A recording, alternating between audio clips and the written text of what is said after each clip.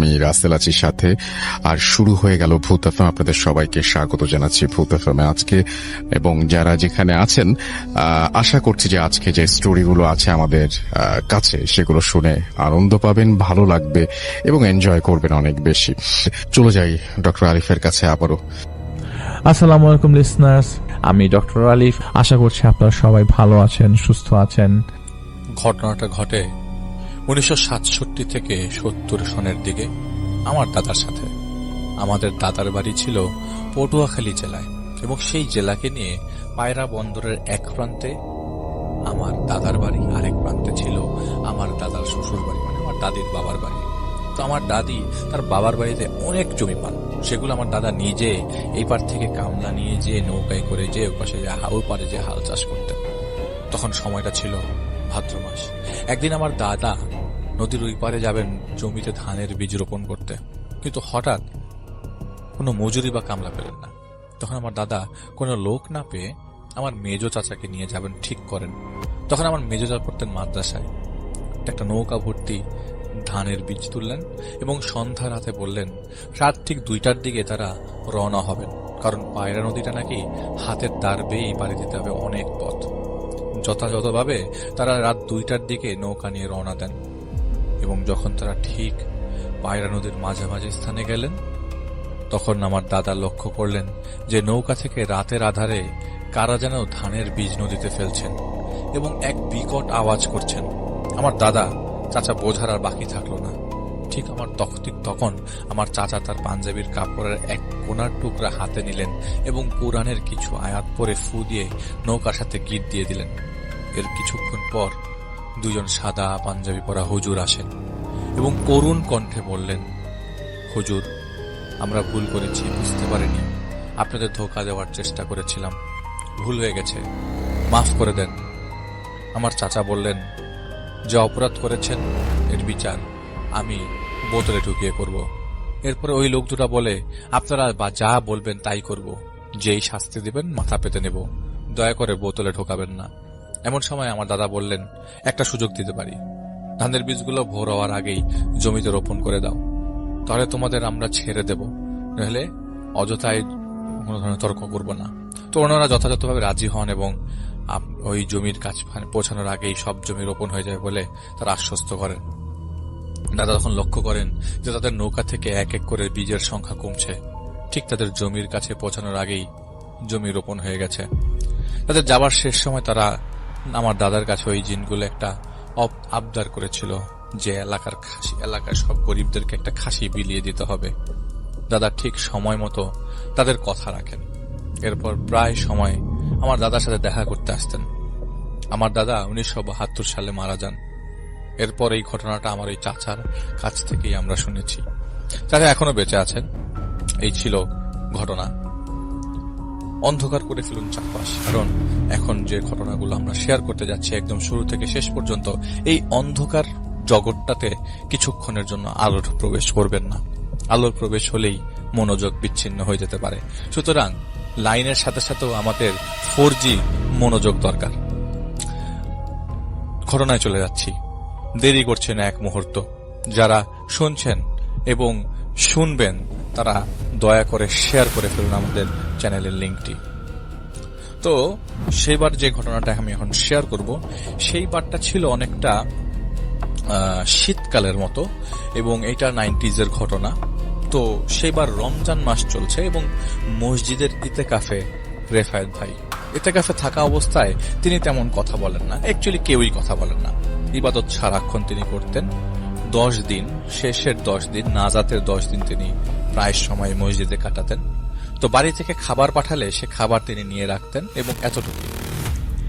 আর হঠাৎ করে তিনি লক্ষ্য করলেন যে এক বাসা থেকে না পুরা ইতেকাফে থাকা অবস্থায় যে কয়জন লোক ছিল প্লাস ওই মুহূর্তে মসজিদের জামাত ছিল, সবার জন্য খাবার পাঠিয়েছে।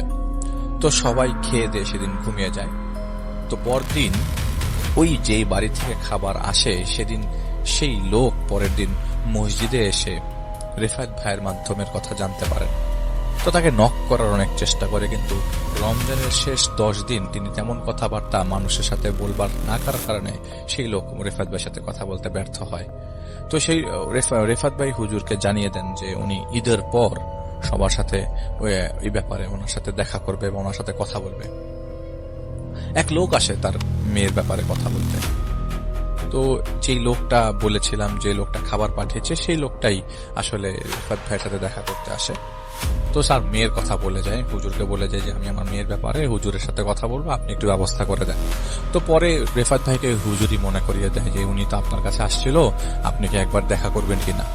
তো রেফাত ভাই বলে যে ঠিক আছে, আমি যাবো একদিন। তো রেফাত ভাইকে নিয়ে পরের দিন সকালবেলা রেফাত ভাই বলেছেন যে আমরা জোহরের পরে রওনা দিব, ঠিক জোহরের পরে রওনা দেয়। তো ওই মেয়েদের বাড়ি হচ্ছে পুরান ঢাকায়। বাড়ির বর্ণনাটা এরকম করে দিতে হয় যে বাড়িটা 3 তলা এবং পুরাতন একটা ছাপ আছে বাড়ির ভিতরে। রেফাত ভাই দেখলেন যে পুরা বাড়িটা ছিমছাম, একটা ছমছমে মানে থমথমে একটা বাড়ি। বাড়িটা ঢুকতেই, প্রবেশ করতেই বাড়িটার ভেতরে রেফাত ভাই ঢুকেই ডান দিকে বেশ বড় সড়ো একটা দোলনা দেখতে পান এবং এই দোলনার মধ্যে একটা ছোট্ট বাচ্চাকে রেফাত ভাই বসে থাকতে দেখেন, খেলতে দেখেন। তো রেফাত ভাই জিজ্ঞেস করলেন এই দোলনাটা কবে থেকে এখানে। তো এই দোলনার কথা জিজ্ঞেস করার সাথে সাথেই যে লোকটা তার সাথে ছিল সেই লোকটা বলে এই দোলনার কথা কেন জিজ্ঞেস করলেন। বলে এই দোলনাতে আচ্ছা ঠিক বাদ দেন, পরে আমি আপনার সাথে এই ব্যাপারে কথা বলবো। তো দোলনাটা এখানে কতদিন যাবত। বলে দোলনাটা তো এখানে আমরা যেদিন বাসা বানিয়েছি সেদিনের মানে আমার বাসা নিয়েছি প্রায় 15 বছর ধরে এই দোলনাটা এখানে। বলে আচ্ছা ঠিক আছে, বুঝতে পেরেছি। তো রেফাত ভাই দেখতে পাচ্ছিলেন সেই ছোট্ট বাচ্চাটাকে দোলনায় দুলছে, আর যিনি সাথে ছিলেন তিনি দেখতে পাচ্ছিলেন না। তার মানে আপনারা বুঝতে পারছেন যে রেফাত ভাই যে এন্টিটি দেখছিলেন সেটা অন্য কেউ দেখতে পাচ্ছিল না। সেই সেম বাচ্চাটা সিঁড়ির কামরায় বসে আছে, পুতুল নিয়ে খেলছে। রেফাত ভাইয়ের দিকে তাকায়, ছোট্ট করে খুবই সুন্দর করে একটা মুচকি হাসি দেয়। রেফাত ভাইও মুচকি হাসি দিয়ে উপরে উঠতে থাকে। রেফাত ভাই বুঝে যাচ্ছিল যে বিপদ হতে পারে, তাই রেফাত ভাইকে ওই সময় ওই মুহূর্তে উপস্থিত ওস্তাদ সাবধান করে দেয় এবং শরীর বন্ধ করে ফেলতে বলে। রেফাত ভাই সাথে সাথে শরীর বন্ধ করে ফেলেন, ইশারার মাধ্যমে শরীর বন্ধ হয়ে যায়। রেফাত ভাই ওনাকে বললেন যে ঠিক আছে চলেন, আমি আপনাদের বাসায় যাব। তো তখনও উনি বলেন নাই যে বাসার কন্ডিশনটা কি। তো তাদের বাসায় তিনি দোতলায় ওঠেন। তাদের বাসায় ঢুকতেই সোজাসুজি বিশাল বড় বাসা এবং একটা বারান্দা দিয়ে তাদের এন্ট্রি হয়। কিন্তু এত বড় লম্বা বারান্দা, রেফাত ভাই ওই বারান্দা দিয়ে ক্রস করে তাদের ড্রয়িং রুমে যেয়ে বসেন। বসতেই তিনি বলেন যে আমার ওই লোকটা বলছিলেন যে আমার আসলে স্ত্রীর অবস্থাটা খুবই খারাপ, কয়েকদিন আগে সাডেনলি স্ট্রোক করেছে। স্ট্রোক করার পর ডান পাশটা অবশ হয়ে যায়। আসলে চারিপাশে খুবই টেনশনের মধ্যে আছি। আমার মেয়েটার অবস্থাটা খুবই খারাপ। আমার মেয়েটা দিনের বেলা ভালো থাকে, রাতের বেলা অসুস্থ হয়ে যায়। কিভাবে আমরা ডিসক্রাইব করবো সেটা জানি না। তবে আপনি কি একবার আমাদের বাসাটা ঘুরে দেখবেন? আমরা যদি বাসার মধ্যে, উনি বলছিলেন যে আমরা যদি বাসার মধ্যে হাঁটা চলাফেরা করি, সারাক্ষণ পাখির কিচিরমিচির শব্দ শুনতে থাকি, রাতের বেলা পেঁচার শব্দ শুনতে থাকি, কিন্তু এই ধরনের কোনো পাখি বা পেঁচা এখানে থাকার প্রশ্নই আসে না। হ্যাঁ, কবুতর আমাদের বাড়ির কার্নিশে, জানালার উপরের কার্নিশে কিছু কবুতরের বাসা আছে, কিন্তু কবুতরের শব্দ তো আমরা সবাই চিনি। কিন্তু এইখানে পাখির কিচিরমিচির শব্দ, রাত 12টা-1টার দিকে আমাদের রুম থেকে কাকের শব্দ আসে, কাক ডাকার শব্দ। তো উনি রেফাত ভাই ওনার কথা তেমন গুরুত্ব দিচ্ছিলেন না। রেফাত ভাই দেখলেন যে নিচের সেই বাচ্চাটা তাদের বাথরুমের দরজার সামনে বসে আছে এবং দরজার সামনে বসে চুপ করে খেলছে। একটা বাচ্চা যার বয়স হায়েস্ট 2 বছর হবে। তো রেফাত ভাই বলেন আপনার মেয়ের রুম কোনটা? তো রেফাত ভাই ভেতরে ঢুকে মেয়েটার সাথে দেখা করে। মেয়েটাকে দেখে রেফাত ভাই সালাম দেয়। সালাম দিলে মেয়েটা রেফাত ভাইয়ের দিকে তাকায়, একটা হাসি দেয় এবং ওয়ালাইকুম আসসালাম বলে আবার মেয়েটা মাথা নিচু করে। রোদ পোহাচ্ছিল ওই মুহূর্তে, ওই রোদ পোহাচ্ছিল, হালকা রোদ পড়ছিল সেই জায়গায়, সেটার সব সামনে বসেছিল। তো রেফাত ভাই সেই রুম থেকে বেরিয়ে আসে। তখন ওই লোককে জিজ্ঞেস করে ভাই এবার বলেন, ঘটনা বলেন, আমি আসলে ঘটনা শুনবো, তার পরবর্তী সময় স্টেপ নেব। তো রেফাত ভাইকে উনি বলেন যে আমার মেয়েটার বয়স তো আপনি দেখতেই পাচ্ছেন, মেয়েটার বিয়ের কথাবার্তা চলছিল, মেয়েটার পড়াশোনা করে নাই, তো আমরা চিন্তা করি মেয়েটার বিয়ে দিয়ে দিব। মেয়েটাকে কয়েকটা ছেলে দেখাচ্ছিলাম, তো এই ঘটনাটা প্রায় 1 বছর যাবত তার মেয়ের সাথে ঘটছিল। তো তিনি বলেন যে মেয়েটাকে প্রায় সময় ছেলে দেখাতাম, প্রথম না করতো। তো আমরা প্রথম না করার কারণে ভাবছিলাম যে মেয়ের কি কোনো পছন্দ আছে কিনা, কিন্তু মেয়েটা কখনো মন খুলে কিছু বলেনি যে তার পছন্দ আছে। আমরা দেখাচ্ছিলাম, ভাবছিলাম হয়তো পছন্দ হচ্ছে না কিছু একটা। শেষ যে ছেলেটাকে আমরা দেখালাম সেটা মনে হয় 7টা না 8 নম্বর ছেলে, মানে এর আগে অনেকগুলো ছেলে দেখেছে, কিন্তু মেয়েটা কিছুতেই সামনে যেয়ে নাকি বসছিল না। আর সামনে যে একজনের সামনে বসেছে ওর সামনেই বমি করে দিয়েছে, যার ফলে পরবর্তী সময় সেখানে কোনো ধরনের কথাবার্তা হয়নি। কয়েকদিন আগে, মাস 2-1 আগে, মেয়েটা যেদিন তার ওই ছেলে দেখতে আসে, লোকজন আসে তাদের বাসায়, যেদিন আসবে সেদিন দুপুরবেলা দাওয়াত ছিল। তো দুপুরবেলা আসার পর মেয়েটা যে রুমে ছিল, রুমের থেকে কয়েকজন মহিলা ছিল সেই রুমে, তাদেরকে বের করে দিয়ে সে স্যাভলনের টিউব দিয়ে তার হাত পা কেটে ফেলে। সেই হাত পা থেকে কাটা রক্তগুলো সে নিজের থেকে নিজেই চুষতে থাকে এবং ওই রক্ত বন্ধ হচ্ছিল না। সে তখনকার স্যাভলনের টিউবগুলো ছিল স্টিলের, মানে মেটালের তৈরি। তো সেটা কাটার পরে ধারালো জিনিস ছিল, সে তার গলার মধ্যে পোঁচ দিলে সেই মুহূর্তে তাকে হাসপাতালে নিয়ে যাওয়ার ব্যবস্থা করতে হয়। সেদিন ছেলেদের ফ্যামিলির লোকজন খুব ভয় পেয়ে যায়, কারণ মেয়েটা ওই মুহূর্তের আচরণ খুব খারাপ অবস্থার দিকে চলে যায়। হাসপাতালে নেওয়ার পর সকালবেলা মেয়েটা ঠিক হয়। মেয়েটা ঠিক হওয়ার পর মেয়েটাকে জিজ্ঞেস করা হয় যে বাবা তুমি কি হয়েছে, এরকম সমস্যা কেন? তো তখন মেয়েটা বলে যে আমি বহুদিন যাবত অনেক স্বপ্ন দেখছি। স্বপ্ন দেখার সময় আমার কাছে কে জানি ফিস ফিস করে অনেক কথা বলতো। তো বুঝাই যাচ্ছে যে এটা একটা সিজোফ্রেনিয়ার কেস, কিন্তু মেয়েটা স্বপ্নে যা দেখতো তা অকল্পনীয়। মেয়েটা প্রায় সময় স্বপ্নে দেখতো যে প্রথম দিন তিনি যখন প্রথম স্বপ্ন দেখেন, স্বপ্ন দেখার দিন রাতের বেলা যখন তার ঘুম ভাঙে, তিনি উপলব্ধি করতে পারছিলেন নাকি তার রুমের মধ্যে একজন দাঁড়িয়ে আছে এবং তার সাথে একটা বাচ্চা কোলে। এটা তিনি ওই দিন থেকে দেখা শুরু করেন। 1 বছরের মধ্যে একদম শুরুর দিকে যখন প্রথম তিনি অসুস্থ বোধ করতেন নিজের সাথে নিজেই। তো সেই মহিলার, এই আপুটার নাম হচ্ছে মার্জিয়া। তো সেই আপুটার যখন বিয়ের কথাবার্তা চলছিল, তো তখন এরকম অবস্থা ছিল যে তিনি স্বপ্নে যেদিন দেখেন, প্রথম দিন স্বপ্নে দেখেন যে তিনি বারান্দায় বসে আছেন। বারান্দায় মাটিতে বসে হাঁটু উঁচু করে তিনি প্লেটের মধ্যে থেকে কিছু একটা জিনিস খাচ্ছেন। তো সেটা ভাত ছিল না, সেটা ছিল ম্যাগট। ম্যাগট বলতে লাশ পচে গেলে যে পোকাটা উঠে, সেটা সেটা তিনি প্লেটের মধ্যে খাচ্ছিল। আর সেটা খাওয়ার কারণে তার মুখ থেকে অনেক রক্ত পড়ছিল এবং এই রক্তটা তার সারা শরীর বেয়ে পড়ছে। এটা তার প্রথম দিনের স্বপ্ন ছিল। পরের দিন যখন তার মাকে তিনি বিষয়টা জানান যে আমি পোকা খেতে দেখেছি, তার মা তেমন একটা গুরুত্ব দেয়নি। এর পরবর্তী সময় সে প্রায় সময় এরকম বাসার মধ্যে কাউকে না কাউকে ফিল করত, আর জানালার মধ্যে তার সাথে একটা ছোট বাচ্চা দেখা করতে আসতো। সে প্রায় সময় বলতো যে গতকালকে রাত্রে বাচ্চাটা আসছিল, ওর সাথে আমি অনেকক্ষণ খেলেছি। একদিন তার বাবা এই জিনিসটা বিশ্বাস করতে না পেরে রুমের মধ্যে রাত্রে 2টার দিকে যায় যে তার মেয়ে কি করছে দেখার জন্য। তো রুমের দরজা বাইরে থেকে লক থাকবার কারণে তাদের এই বারান্দা থেকে পাশের বারান্দাটা ইজিলি দেখা যাচ্ছিল। তো তিনি বারান্দা থেকে বারান্দা দিয়ে দেখেন তার মেয়ে আসলেই বারান্দার মধ্যে কার সাথে যিনি হাততালি দিয়ে খেলছে, কিন্তু সাথে কেউ ছিল না। ওই মুহূর্তে পুরো বারান্দা খালি ছিল। তো এর পর দিন থেকেই প্রায় সময় মেয়েটা বলতো, তার মেয়ে বলতো যে আমি রাত্রেবেলা আমার একসাথে একটা বাচ্চা এসে খেলে, আমি প্রতিদিন রাত্রেবেলা বাচ্চাটাকে দেখি, আমি জানি না এটা কার বাচ্চা, কিভাবে আসছে সেই বাচ্চা, এই বাচ্চাটা এসে খেলে এবং আমাকে স্বপ্নে প্রায় সময় বাচ্চাটা আদর করে, বাচ্চাটা আমার সাথে ঘুমায়। সকালবেলা উঠলে আমি আর বাচ্চাটাকে দেখি না। তো এটা তার বাবা মাকে প্রথম বলে, সে তেমন একটা তারা গুরুত্ব দেয় না। এই বিয়ের কথাবার্তা চলার 5-6 মাস আগের থেকে তিনি একটা জিনিস শুরু করেন। এটা হচ্ছে সন্ধ্যার পর থেকেই তার অবস্থা খারাপ হতে থাকে। আগে যা একটু হচ্ছিল, পরবর্তী সময় আস্তে আস্তে সেটা আরো ঘনীভূত হয়, আরো গাঢ় হয়ে যায়। সেই আপুটা করতো হচ্ছে লিপস্টিক পুরা দেয়ালের মধ্যে একটা ছবি আঁকতো, অবয়বের ছবি আঁকতো, দেয়ালের মধ্যে একটা ছোট বাচ্চার ছবি আঁকতো, একটা মহিলা একটা বাচ্চা কোলে নিয়ে আছে সেটার ছবি আঁকতো, আয়নার মধ্যে তাকিয়ে একা একা হাসতো, আয়নার মধ্যে লিপস্টিক দিয়ে আয়নায় ছবি আঁকতো, দেয়ালের মধ্যে আঁকতো, আর সকালবেলা বসে বসে কাঁদতো এবং তার মাকে বলতো সবাইকে যে কি কি দেখেছেন জানাতো। সে জানাতো, কিন্তু সবাই প্রথম বিশ্বাস করে নেই এবং সেটা তারা মনে করেছে নাটক করতেছে, মনে হয় যে বিয়ে দেওয়ার কথাবার্তা বলতেছে, যেটা আমাদেরকে ভয় দেখাচ্ছে বা সামথিং। যখন সে আস্তে আস্তে নিজের ক্ষতি নিজেই করা শুরু করলো, তখনই সবার মাথায় টনক নড়ে। এই বিয়েটার আগেই যখন আরো একটা পাত্র দেখাচ্ছিল, তার আগের দিন রাতের বেলা তিনি ওড়না পেঁচিয়ে দেয় বাসার সিলিং এর ফ্যানের সাথে।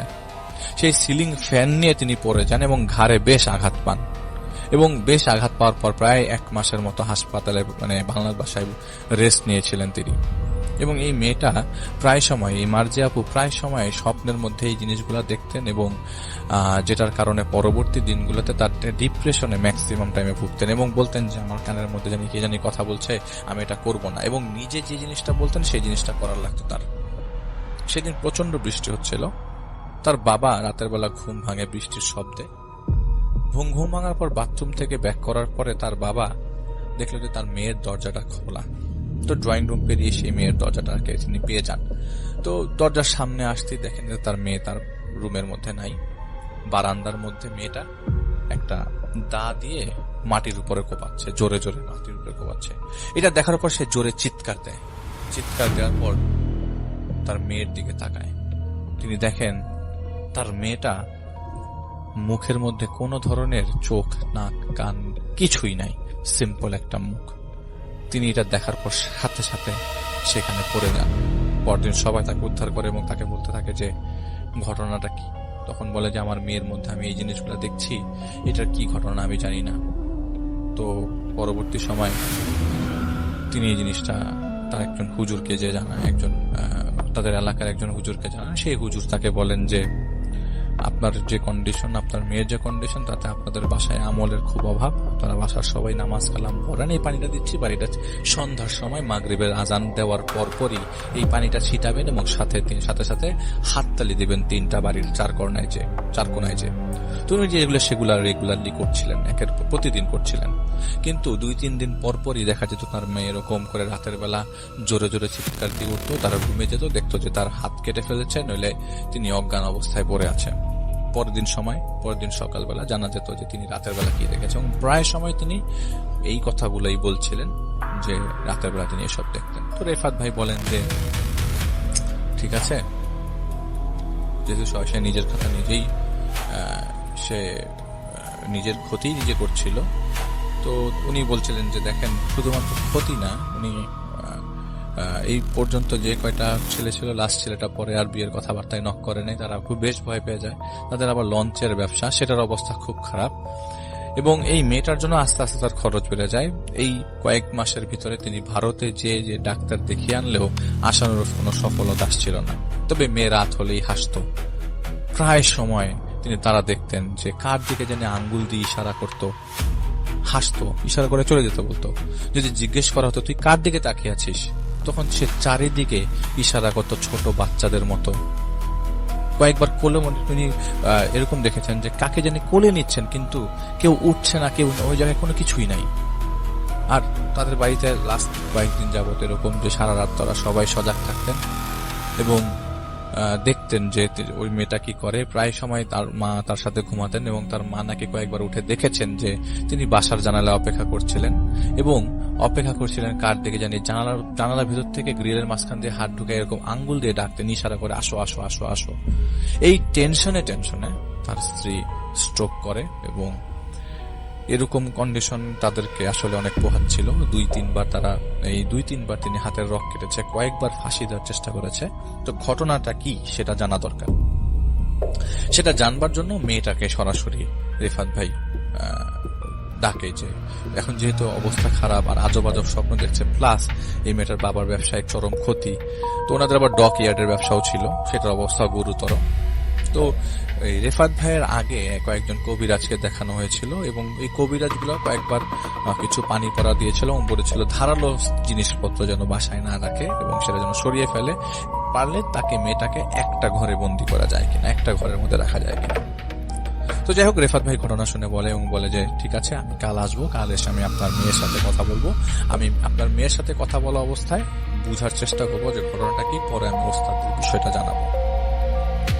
তো তিনি পরের দিন ওস্তাদেরকে রাতের বেলা স্মরণ করেন এবং তার কাছে 4 জন ওস্তাদ আসে এবং বলেন যে ঘটনাটা আসলে কিভাবে ডিসক্রাইব করবো জানি না, তবে এই ঘটনাটা নিলে তোমার সাকসেস রেট আসলে কমে যাবে। এই ঘটনাতে সম্পূর্ণ ওই মেয়েটা কেন্দ্রিক। দেখো ওই মেয়েটার সাথে কথা বলতে পারো কিনা এবং ওই মেয়েটার কাছ থেকে ইনফরমেশন কালেক্ট করতে পারো কিনা, কিভাবে সেভ করা যায়। তবে যেটা মনে হচ্ছে যে এই মেয়েটার সাথে যদি তুমি পরবর্তী কোনো ধরনের ডিলিংসে যাও, আমার কাছে মানে ওস্তাদরা বলছে যে তুমি এটা হয়তো মেনটেন করতে পারবে না, কারণ এই মেয়েটার কেসটা কিন্তু নর্মাল কেস না। ওই বাড়িতে অনেকগুলো জিনের আস্তানা আছে এবং বেশ কয়েকটা জিনের মুভমেন্ট তুমি অলরেডি দেখেছো। তো অলরেডি তোমাকে ভয় দেখিয়ে ফেলেছে কয়েকটা জিন সেখানে উপস্থিত। তো রেফাত ভাই বলে, হ্যাঁ, আমি যখন ওই বাড়িতে ঢুকি আমার হাত পা বেশ ঠান্ডা হয়ে গিয়েছিল এবং বাড়ির নিচে দোলনার মধ্যে একটা বাচ্চাকে দেখি। আমি ওঠার পরে বারান্দার মধ্যে বাচ্চাটা দৌড়াদৌড়ি করছিল, ছোট একটা 2 বছরের বাচ্চা এবং 2 বছরের বেশি হবে না। বাথরুমের সামনে বাচ্চাটা বসা ছিল এবং সারাক্ষণই দেখা গেছে বাচ্চাটা পুতুল নিয়ে খেলছে, হামাগুড়ি দিচ্ছে, বাড়ির মধ্যে হাঁটছে, আস্তে আস্তে দেয়াল ধরে ধরে হাঁটছে। আমি এই বাচ্চাটাকে কয়েকবার দেখেছি, শুধু বাচ্চাটাকে দেখেছি, আমি আর কাউকে কিছু দেখি নাই। তখন ওস্তাদরা বলে যে ঠিক আছে, যেহেতু দেখেছো তুমি ওই বাড়িতে যাওয়ার আগে শরীরটা বন্ধ করে যাও, আর এই পানিটা নাও, এই পানিটার মধ্যে কিছু জাফরান মিশিয়ে নাও, প্লাস আর এখানে 7 পুকুরের জল আছে সেটাও নিয়ে যাও, দেখো কোনো কাজ করতে পারো কিনা। তবে এইখানে বিষয়টা কিন্তু খুব জটিল, বের করার চেষ্টা করো। তো রেফাতে পরে দিন সে বাড়িতে যায়। সে বাড়িতে যাওয়ার পরে ওই মার্জিয়ার বাবাকে বলে যে আমি মার্জিয়ার সাথে দেখা করবো, আপনারা কেউ ওই সময় ওই জায়গায় উপস্থিত থাকবেন না, তবে মার্জিয়ার বাবা খেলেও সমস্যা নাই। ওই বাড়িতে আরো আত্মীয় স্বজন ছিল, তাদের বাড়িটা 51 পরিবার, তাদের আরো নিচতলায় আরো অন্য মানুষজন ছিল। তো যাই হোক, অনেকেই সেই সময় রেফাত ভাই যাওয়ার পর উপস্থিত ছিল, কিন্তু রেফাত ভাই সেই ঘরে ঢোকেন যে ঘরে মেয়েটা আছে। রেফাত ভাই ভেতরে ঢুকে দেখেন যে পুরা দেয়ালের মধ্যে লিপস্টিক দিয়ে একটা অবয়ব আঁকা, চারিপাশে এমন সব ভাষা লেখা যেটা রেফাত ভাই পড়তে পারছিলেন না। আরবিতে কিছু জিনিস লেখা এবং একটা সাইনের মতো কিছু একটা আছে। পুরা খাটের চারিপাশে সে লিপস্টিক দিয়ে রাউন্ড আকারের দাগ কেটেছে এবং কেন কেটেছে এটা বলা মুশকিল, মানে বলা যাচ্ছিল না। এবং রেফাত ভাই এই সব জিনিসগুলা দেখে এবং একদম 4 কোণায়, ওই রুমটার 4 কোণায় 4টা বাটি রাখা, সেই পুরা বাটির মধ্যে আরাবিক ওয়ার্ডস পুরা বাটিটার মধ্যে, এবং এই বাটির মধ্যে পানি রাখা, পানির মধ্যে ছোট্ট একটা মানে রক্ত জমাট ভরা, 4 কোণায় 4টা জিনিস, লাল টাইপের রক্ত জমাট বেঁধে আছে এরকম কিছু একটা। তো রেফাত ভাই ওনাকে বলেন যে এখন তো দিনের বেলা, আপনার কাছ থেকে আমি কিছু ঘটনা জানতে চাই। আপনি এই গত 1 বছর ধরে এতগুলো সাফার যে করেছেন, এতবার হাত কেটেছেন, এই যে হাতের মধ্যে ব্যান্ডেজ করা, এখন পর্যন্ত আপনি মানে আপনার বাবার মতে আপনি অনেক কিছু বলেছেন, আমাকে বলেন তো কি হয়েছে, কাহিনীটা কি? তো এই মেয়েটা তখন বলে যে আসলে আমি জানি না, এই আমার ইউনিভার্সিটি শেষ হওয়ার পর থেকে রেফাত বলে যে আসলে আপনার ইউনিভার্সিটি শেষ হওয়ার পর থেকে হিসাব না, আপনি আমাকে ইউনিভার্সিটি চলাকালীন অবস্থা থেকে ঘটনা বলেন, আপনার ঘটনা এই কয়েকদিনের ঘটনা না। তখন এই মেয়েটা বলে যে আসলে কি বলবো আমি জানি না, তবে আমার ইউনিভার্সিটির কাজ শেষ করার পর থেকেই ঘটনা শুরু। এবং ঘটনা বলতে বলতে তিনি কান্না করে দেন এবং বলেন যে প্রতিদিন রাতের বেলা আমার কাছে একজন মহিলা আসে, একটা বাচ্চা নিয়ে আসে এবং সেই বাচ্চাটা আমার কোলে দিয়ে মহিলাটা চলে যায় এবং বলে যে আমি আমার কাজ শেষ করে এসে আমার বাচ্চাকে নিয়ে যাব। তো উনি প্রতিদিন এটা নাকি রুমের মধ্যে দেখতে পাচ্ছিলেন এবং স্বপ্নে দেখতেন তিনি প্রতিদিন রাতের বেলা তার বাবা নাকি তার লাশের উপরে দা দিয়ে কোপাচ্ছে ইচ্ছা মতো, তার অনেকগুলো টুকরা করছে এবং সেই টুকরাগুলো নাকি ভাগ করছে বারান্দার মধ্যে।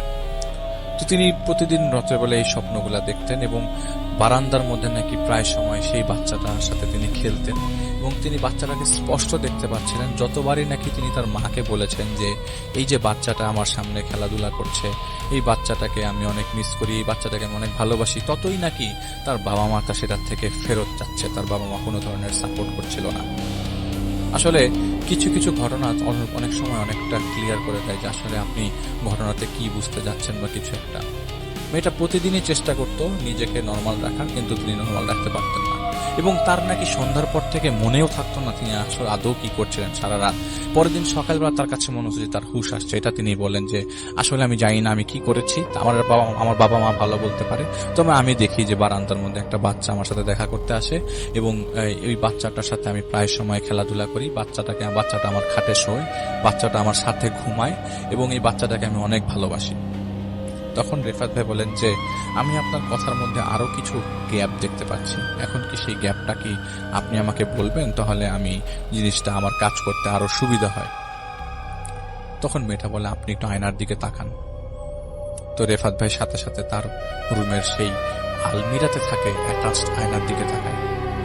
আয়নাতে তাকালে রেফাত ভাই দেখেন কয়েকজন মানুষ, একটা মহিলা, একটা বাচ্চা কোলে, সবাই আয়নার মধ্যে হাসছে। রুমের মধ্যে কিন্তু রেফাত ভাই আর সেই মহিলাটা মার্জিয়াই ছিল। এবং ঘটনার প্রেক্ষিতে একজন পুরুষ মানুষকে রেফাত ভাই পরিষ্কার দেখতে পাচ্ছিলেন এবং ওই পুরুষ মানুষটা অস্বাভাবিকভাবে জিভ বের করেছিল। তো মেয়েটা বলে আপনি কি দেখতে পাচ্ছেন কাউকে? আমি আয়নাতে গেলে অনেক কিছু দেখতে পাই। রেফাত ভাই বললেন যে 1 মিনিট, এবং তিনি আয়নার মধ্যে একটা সূরা পড়ে ফু দেন এবং সাথে সাথে সব ভ্যানিশ হয়ে যায়। তখন রেফাত ভাই বলে আপনি আসেন তো, দেখেন তো আয়নায় কিছু দেখতে পাচ্ছেন কিনা। বলে না, আমি তো কিছু দেখতে পাচ্ছি না, তবে এই আয়না তো আমাকে সারাক্ষণ দেখায়, আমি আয়নার মধ্যে সারাক্ষণ মানুষ দেখি। আমাকে এই দেখেন, আয়নার মধ্যে আপনি একজন লোক দেখেছিলেন না, জিভ বের করে রেখেছে, সে প্রতিদিন আমার বারান্দায় আসে আমার সাথে দেখা করতে। তাহলে আপনি আমাকে বলেন যে এটার সলিউশন কি? আমি বাঁচতে চাই, আমি মরে যেতে চাই না, আমি অনেকবার সুইসাইড অ্যাটেম্প্ট নিয়েছি। এই সুইসাইড অ্যাটেম্প্টটা আমি রাতের বেলা নেই, যখন রাতের বেলা আমি নিজেও জানি না আমি কি করছি। রেফাত ভাই মেয়েটার মাথায় হাত রাখে। মাথায় হাত রাখতেই দেখা যায় মাথার মাঝখানে অল্প একটু ফাঁকা। কেউ একজন হয়তো মেয়েটার মাথা থেকে চুল নিয়ে গেছে।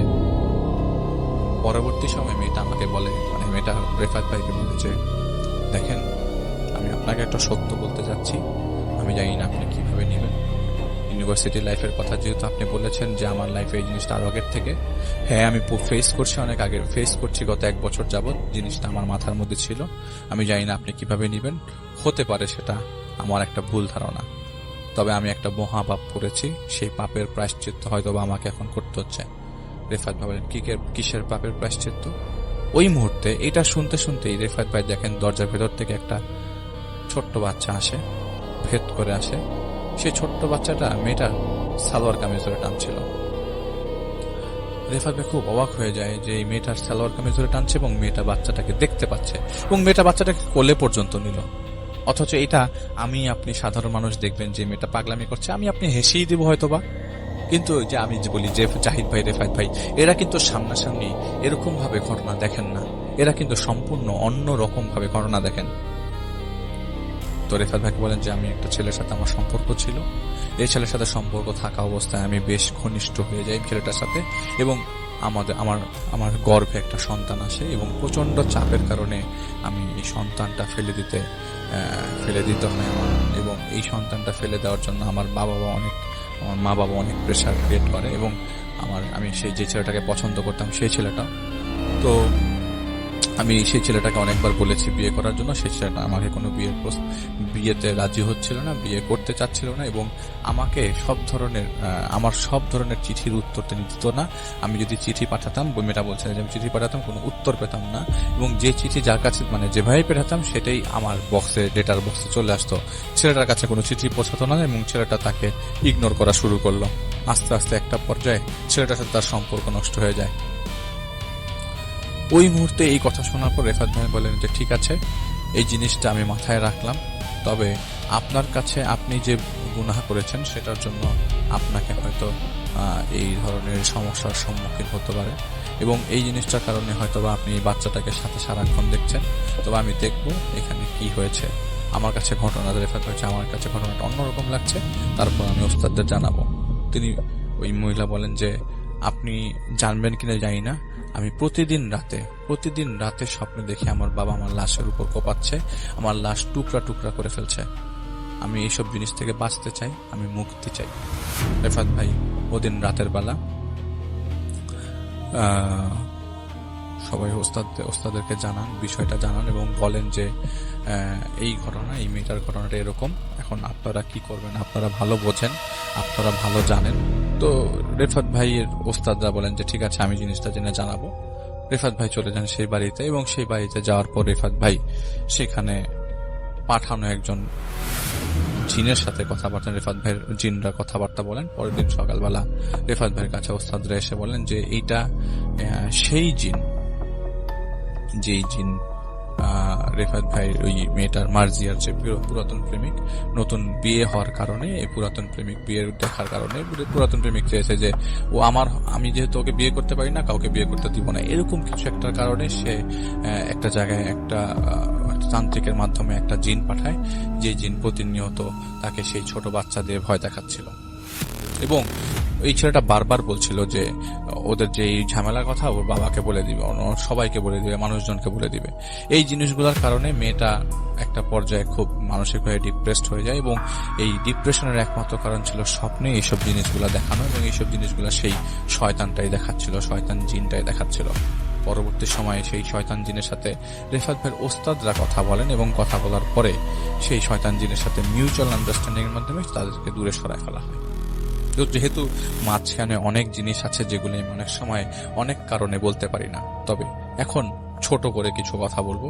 যখন রেফাত ভাই ওই জিনিসগুলো সরানোর পর্যায়ে পরের দিন সেই বাড়িতে যায়, তো সেই বাড়িতে যাওয়ার পর আসলে কমিউনিকেশন তত ভালো ছিল না যে মোবাইল ফোনে ফোন দিলাম আসছি। তো রেফাত ভাই চিন্তা করে যে যেহেতু ওরা কাজ করেছে, যেহেতু ওস্তাদেরা কাজ করেছে, তবে ওস্তাদেরা একটা জিনিস বলেছিল যে আমরা ওকে ধরার আগে তুমি ওদের সাথে দেখা করো, ওদের বাসায় থাকার চেষ্টা করো। তো রেফাত ভাইয়ের বাসার লোকজন, বাসার লোক অসুস্থ, মানে তার স্ত্রী অসুস্থ থাকার কারণে রেফাত ভাই বাড়িতে ছিল, চিন্তা করেছিল পরদিন সকালে যাবে। তো ওস্তাদরা সেদিন রাতের বেলা যেহেতু মিউচুয়াল আন্ডারস্ট্যান্ডিং করেছে, এবং এক ওস্তাদ বলেছে হ্যাঁ ওরা গেছে ওর সাথে কথা বলতে, হয়তো সে আর আসবে না। সেই ওস্তাদ আর জানতো না, সেই ওস্তাদ বলে তুমি কালকে ওদের বাসায় যাও, যে ইনফরমেশন দিয়েছিল যে হ্যাঁ ওইটা সর্ট আউট হয়ে গেছে, ওখান থেকে চলে যাবে, ওকে আর কোনো ধরনের ডিস্টার্ব করবে না মেয়েটাকে। তো রেফাত ভাই পরের দিন সেই বাসায় যায়। বাসায় যাওয়ার পর বাসায় ঢোকার সময় দেখে যে বাড়ির সামনে একটা লাশের খাটিয়া, অনেক মানুষজন পুরা বাড়িতে জমায়েত হয়ে আছে। রেফাত ভাই ঢুকে বলেন যে কি অবস্থা, কি হয়েছে। মার্জিয়ার বাবা তখন বাইরের চেয়ার নিয়ে চুপচাপ বসে আছে। মার্জিয়ার বাবাকে জিজ্ঞেস করতে চায় কি হচ্ছে। মার্জিয়া বলে যে গত রাতে মার্জিয়া ছাদের থেকে পড়ে গেছে, পরে সুইসাইড করেছে, এবং মার্জিয়া নাই দুনিয়াতে। তো রেফাত ভাই চাইলেও পারতো গতকালকে তাদের বাড়িতে থাকতে, কিন্তু এরকম করে যে এই নিউজটা পেতে হবে, রেফাত ভাই আসলে সেদিনের জন্য মানে খুবই দুঃখিত যে যদি রেফাত ভাই এটা কাজটা করার অবস্থায় ওস্তাদেরা যদি তার সাথে মিউচুয়াল করার আগেই যদি রেফাত ভাই এই মেয়েটার বাসায় থাকতো, হয়তোবা এই ঝামেলাটা নাও হতে পারতো, অথবা এই জিনিসটা কন্ট্রোল করা যেত। থ্যাংক ইউ সো মাচ আপনার ঘটনার জন্য, আপনাকে অনেক ধন্যবাদ। এবং আমরা চলে যাব আমাদের পরবর্তী অতিথির কাছে। আশা করছি যে তার যে শোনানো ঘটনাটা সেই ঘটনাটা আপনাদের ভালো লাগবে। কি নাম আপনার? হাই, আমি সুমাইয়া। আমি ইংলিশে অনার্স করছি সেন্ট্রাল ওমেন্স থেকে। তো আমার যে আপনি এখানে কিভাবে আসলেন এটাকে সবাইকে বলেন, যে মানে কিভাবে আসলেন, কিভাবে আজকে এখানে? আমি একটা মেইল করেছিলাম, ওখান থেকে রাসেল ভাই আমাকে পরে ফোন দিয়ে বললো যে আপনার ঘটনাটা আমরা দেখলাম, সো আপনি কি আসতে ইন্টারেস্টেড কিনা। তো তখন আমি ছিলাম ইন্টারেস্টেড, সো আমি বললাম যে ওকে। বাসায় সবাইকে বলার পর বললো যে ওকে, তো এই তো আসা হলো। আচ্ছা, এবার আমরা ঘটনায় চলে যাই, সরাসরি ঘটনাটায় চলে যাই যে কি ঘটনা। আচ্ছা, ঘটনাটা হলো তখন আমি ক্লাস 9-এ পড়তাম চিটং এর একটা হোস্টেলে।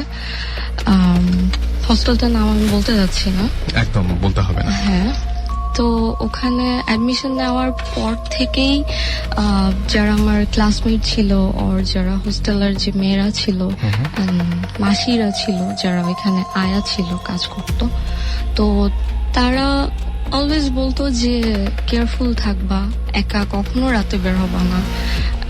আমাদের রাতে মাঠে নামা মানে নিষেধ ছিল, যে মানে বলতো যে যাবা না, অ্যাটলিস্ট একা কখনো যাবা না, ফ্রেন্ড কাউকে না কাউকে নিয়ে যাবা। আর আমাদের রুমগুলো আলাদা ছিল আর বাথরুমগুলো আলাদা ছিল, সো বলতো যে কখনোই একা যাবা না, কাউকে না কাউকে অবশ্যই নিয়ে যাবা।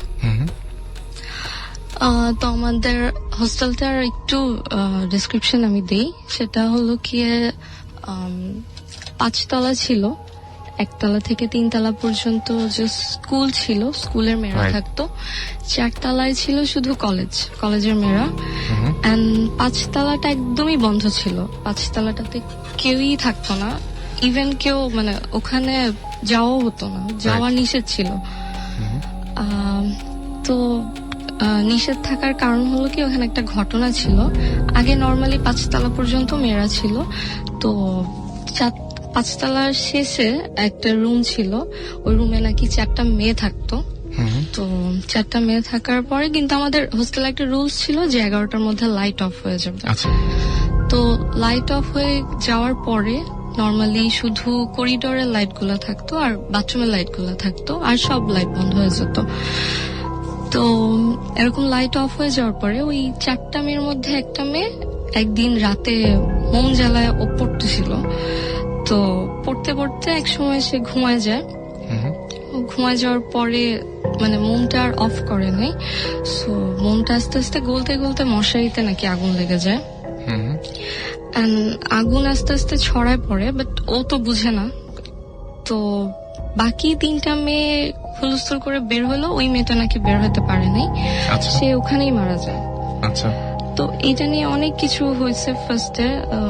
তারপরে কিছুদিন বন্ধ ছিল রুমটা, তারপরে ক্লিন আপ করে আবার থাকা শুরু করে কিছু মেয়ে, বাট কেউই নাকি থাকতে পারতো না। সবাই কয়দিন পর পর মানে ব্লক টিচারের কাছে গিয়ে বলতো যে থাকবো না। কেন? যে ভয় লাগে, রাতে ম্যাম আমরা দেখি যে কেউ হাঁটতেছে, কেউ বসে আছে, থাকবো না। সো কয়দিন এটা অনেকেই দেখেছে তার হ্যাঁ মানে, অনেকেই, রাইট। কেউই থাকতে চাইতো না রুমটাতে। তো টিচাররা এক সময় ডিসিশন নিয়ে একদম পুরাই 5 তলা বন্ধ করে দেয়, যে 5 তলায় কেউ যাবে না। তো ওরকমই আমরা শুনি মাসিদের কাছ থেকে, যারা অনেক দিন ধরে কাজ করে ওখানে। তো ওরাও বলতো যে কখনো যাবা না। আর আমাদের যাওয়াটাও নিষেধ ছিল, এক ফ্লোর থেকে আরেক ফ্লোরে গেলে পারমিশন নিয়ে যেতে হতো, বাট যদি মানে পারমিশন ছাড়া কেউ যেত তো ওইটাতে আবার মানে টিচাররা দেখলে অনেক পানিশ করতো আর কি। তো যে আমরা 4টা ফ্রেন্ড অনেক ক্লোজ ছিলাম, 2জন দোতলায় আর আমি আর একটা ফ্রেন্ড 3 তলায় থাকতাম। তো অ্যানুয়াল এক্সাম শেষ, তো আমরা চিন্তা করলাম যে এখনো বাসা থেকে নিতে আসে নাই, সো কি করা যায়, সব মেয়েরা চলে যাচ্ছে, হোস্টেল প্রায় ফাঁকা। তো তখন চিন্তা করলাম যে একটু অ্যাডভেঞ্চার করি, 5 তলা ঘুরে দেখে আসি, যেহেতু যাইনি কখনো। তো গেলাম, না প্ল্যান করলাম যে যাব 11টার দিকে, যেহেতু লাইট অফ হয়ে যায় 12টার দিকে যাব না, 1টার দিকে ওরা দোতলা থেকে 3 তলা আমাদের রুমে আসবে, এন্ড দেন তারপরে কিছুক্ষণ গল্প টল্প করার পরে আমরা তারপরে যাব। আচ্ছা, তো 1টার ঘন্টা দিল, তারপরে ওরা আসলো, রুম নক করলো, আমরা খুললাম, তারপর কিছুক্ষণ গল্প করার পর বের হলাম যে যাব। তো আমাদের হোস্টেলটা ছিল স্কয়ার শেপের, 4 তলা পর্যন্ত পুরোটাই স্কয়ার ছিল, বাট 5 তলাটা হাফ ছিল, পুরোটা ছিল না। 5 তলায় যাওয়ার একটাই সিঁড়ি। তো আমরা গেলাম, 4 তলা ক্রস করলাম। 4 তলায় তখন কলেজের মেয়েদের ছুটি ছিল, সো 4 তলা একদমই বন্ধ ছিল। 1টা কি 2টা করিডোরের লাইট জ্বলতেছিল, আর কেউই ছিল না, কিছুই ছিল না। তো তারপর 5 তলায় গেলাম। 5 তলা একদম পুরাই অন্ধকার, মানে কিছুই, কোনো লাইটই নাই। ইভেন আমরা ব্লকের লাইট জ্বালায় দেখার চেষ্টা করলাম যে লাইট কি জ্বলে কিনা, কিন্তু মানে কোনো লাইটই নাই, কিছুই নাই। তো আমরা 4জন হাত জড়াজড়ি করে ধরে গেলাম, পুরা 5 তলা ঘুরলাম, দেন ওই রুমটার পাশে আসলাম, লাস্টের যে রুমটা যেটা নিয়ে এত স্টোরি। তো গেলাম, তো আমার 4জন ফ্রেন্ডের মধ্যে একজন বলল যে এইটাই সেই রুম যেটা নিয়ে এত কথা বলে। তো আমরা বলতেছিলাম কি যাবি, মানে আমরা খুব মজার মুডে ছিলাম। তো ফ্রেন্ড বললো যে চল গিয়ে দেখি। খুব সারপ্রাইজিংলি দেখলাম যে রুমটা যে শিকল দিয়ে আটকানো, কোনো লক টক কিছুই করা না, কোনো তালা লাগানো নেই, যে শিকল লাগানো। তো ওই ফ্রেন্ডটা খুললো, খোলার পরে গেলাম, একজন একজন করে ঢুকলাম। কেমন বাজে একটা গন্ধ ছিল, এটা আমি বলে বুঝাতে পারবো না। প্রচন্ড ঠান্ডা রুমটা, হ্যাঁ অনেক বেশি ঠান্ডা, যদিও অক্টোবরে ঠান্ডা থাকে, বাট এত ঠান্ডা থাকার কথা না। আচ্ছা, তো গেলাম, দেখলাম যে 4টা বেড, 4টা ডেস্ক ঠিক মতোই আছে। তো যাওয়ার পর আমরা দুষ্টামি করতেছিলাম, কেউ কি আছো দেখা দাও। তো একজন বললো যে প্ল্যান চেট করবা, এত কিছু করার দরকার নাই। তো এমনিতেই বলতেছিলাম কেউ থাকলে আসো, তুমি না সবার সামনে আসো আসো, এরকম বলতেছিলাম। তো আমরা 5 কি 7 মিনিট ছিলাম। তারপরে মানে ওইটা বলার পরে আমরা নিজেরা নিজেদের মতো কথা বলতেছি যে এখানে ও এটা দেখছে, ওই মাসি এটা বলছে, এখানে নাকি এরকম হয়েছে। তো হঠাৎ যে একটা জানলা ছিল বাইরের দিকে, যেটা মানে একদমই বাইরের দিকে, ওইটা ভিতরের দিকে না, চারকোনা শেপের ছিল, বাইরের দিকে ছিল জানলাটা। জানলায় জাস্ট মানে মনে হলো কেউ জাস্ট একটা ধাপ করে একটা আওয়াজ হয়েছে, আর কিছুই না। And ওই আওয়াজটা শোনার সাথে সাথে আমরা 4 জন পুরা সাইলেন্ট। মানে হঠাৎ করে ভয়টা চলে আসছে যে এরকম কি। তো এমনিতেই ভালো লাগতেছিল না। পরে মানে ওইটা শোনার পর আরো বলতেছিলাম যে ওকে চলো চল যাই, অনেক হয়েছে। এরকম বলার পর তখন আর থাকতে ইচ্ছা করছিল না, বা ওই জায়গাটা একদমই ভালো থাকতে লাগছিল ইচ্ছা না? করতেছিল না, বিকজ মনে হচ্ছিল যে মানে কিছু একটা দেখতেছে, মানে কেমন জানি লাগতেছিল। ওই আওয়াজটা হওয়ার কথা না, বিকজ এবং আপনি আমাকে ফোনে বলছিলেন যেভাবে যে মনে হচ্ছিল যে কেউ আপনাদেরকে লক্ষ্য করছে বা এরকম। ওইটা ওই যে করিডোর, তারপর তাড়াতাড়ি বের হয়ে গেলাম। করিডোর দিয়ে যখন আসতেছিলাম, করিডোর গুলো অনেক লম্বা লম্বা, করিডোর দিয়ে যখন আসতেছিলাম তখন মনে হচ্ছিল যে আমরা এত তাড়াতাড়ি বের হয়েছি যে আমরা দরজাটাও লক করি নাই, আর ওই শিকলটা দিয়েও আর লক করি নাই। তো মানে এত তাড়াতাড়ি বের হয়ে আসতেছিলাম যে মনে হচ্ছিল যে 5 তলা থেকে কখন নামবো। আচ্ছা। আর তখনই মনে হচ্ছিল যে মেবি কিছু একটা আসতেছে, কিছু একটা দেখতেছে, নর্মালি ভয় পেলে যেটা হয়। তারপরে কোন রকমে নামলাম। 4 জন আমরা এত বেশি ভয় পেয়েছিলাম যে ওই দিন আর কেউ কোনো কথা বলি নাই কারোর সাথে। জাস্ট ওরা 2 জন দোতলায় নেমে গেল, আমরা 2 জন আমাদের রুমে চলে গেলাম। পরের দিন সকালে জাস্ট কথা হইতেছিল যে কি হলো, এটা মেবি যাওয়া উচিত হয় নাই, বেশি ফাজলামি হয়ে গেছে। তো ওই দিনের পরের দিন, ওই দিন রাত 12টা থেকে আমার বার্থডে ছিল। তো আমার ফ্রেন্ডরা এমনিতেই বলতেছিল যে পারমিশন ছাড়া কালকে যাওয়া হয়েছে, তো আজকে আর আমরা আসবো না। 12টায় যখন ঘন্টা দিবে, আমাদের আবার ঘন্টা দিত ভিতর বাড়ি থেকে, যখন ঘন্টা দিবে তো তোমরা বের হও, তোমরা 2 জন। ওকে। তো 12টা বাজলো, আমার ফ্রেন্ড যেটা আমার সাথে ছিল আমাকে উইশ করলো, তারপরে বের হলাম। বের হয়ে কিছুক্ষণ ব্লকে দাঁড়াইছিলাম, গল্প করতেছিলাম। তো ওরা আসলো, ওরা ওদের রুমের দরজা খুলে আসেনি, মানে চারকোনা শেপের যেহেতু ছিল, আমরা এই সাইডে ছিলাম, ওরা ওই সাইডে ছিল, সো দেখা যায়। তো ওরা বের হলো, বের হওয়ার পর ইশারায় উইশ টিশ করলো, ওকে। তারপরে আমরা বাথরুমে গেলাম, ব্রাশ টাশ করলাম, দাঁত, যে এখন ঘুমাবো। তো বাথরুম থেকে যখন আসলাম, তো আসার পরে ব্লকে একটু দাঁড়াইছি যে দেখি তো ওরা ঢুকে গেছে নাকি রুমের মধ্যে, না ওরা আছে। তো ওদের দেখতে দেখতে দেখতে দেখতে হঠাৎ 4 তলায় ওঠার যে বরাবর সিঁড়িটা, ওইটার দিকে চোখ পড়লো। আচ্ছা। ওইটা মানে আমি যেটা দেখছি, আমার এখনো ভাবলে মানে এত বেশি ভয় লাগে যে আমি দিন ওটা কি দেখছি। আচ্ছা। আমি মানে তাকায় আছি, আমি দেখতেছি যে একটু অন্ধকার অন্ধকার তো ছিল, এত বেশি অন্ধকারও ছিল না যে কিছুই দেখা যাবে না, এত বেশি লাইটও ছিল না যে সবই দেখা যাবে। হ্যাঁ, আমি দেখতেছিলাম যে কিছু একটা একদম উপরের স্টেপে বসে আছে সিঁড়িতে। আমি আমার 1 বছরের ওই হোস্টেল লাইফে কখনো কাউকে একা বের হতে দেখি নাই। আচ্ছা। সেখানে ওইখানে আমি যাকে দেখছি সে জাস্ট একা, এন্ড জাস্ট মানে বসাটা এত অ্যাবনর্মালি ছিল যে জাস্ট চুপচাপ বসেছিল 2 হাঁটুর উপর, মানে এরকম করে জাস্ট চুপ করে বসেছিল। আর আমি এটা দেখতেছিলাম যে অন্ধকারে কিছু একটা বসে আছে, জাস্ট বসেই আছে। আমি এত ভয় পাইছি যে আমি আমার পাশের ফ্রেন্ডটাকেও কিছু বলতে পারতেছিলাম না, যে আমি জাস্ট শকড হয়ে গেছি। তো আমি যখন খেয়াল করলাম ওর দিকে, মানে দেখলাম যে ও ঠিক সেম দিকে তাকায় আছে, বাট দ্য থিং ইজ কেউ কাউকে কিছু বলতেছি না। ও জাস্ট আমার মানে গায়ে হাত দিল এন্ড বলল যে সুমাইয়া আমি মানে যেটা আপনার সঙ্গে যে দেখতেছি, ফ্রেন্ডটা ছিল সেই হ্যাঁ ফ্রেন্ডটা। ও আমাকে জাস্ট গায়ে হাত দিল and বলল সুমাইয়া আমি যেটা দেখতেছি তুইও কি সেটাই দেখতেছিস? আমি ওদিকেই তাকাইছি, আমিও বলতেছি যে হ্যাঁ আমি ওইটাই দেখতেছি, তুইও কি দেখতেছিস? বলে যে হ্যাঁ। আচ্ছা, And দেখার পর জাস্ট মানে এত মানে ভয় আপনারা লাগছে। দুইজনই দুই ফ্রেন্ডই একসঙ্গে একই জিনিস একই দেখলেন? সাথে, হ্যাঁ। আচ্ছা, দেখার পরে ও জাস্ট আমি জাস্ট বললাম যে ওটা কে? ও বলল যে জানি না। ও মানে এত বেশি কনফিউজ হয়ে গেছি, দুইজনের এত বেশি ভয় পেয়ে গেছি যে নড়তেও পারতেছিলাম না।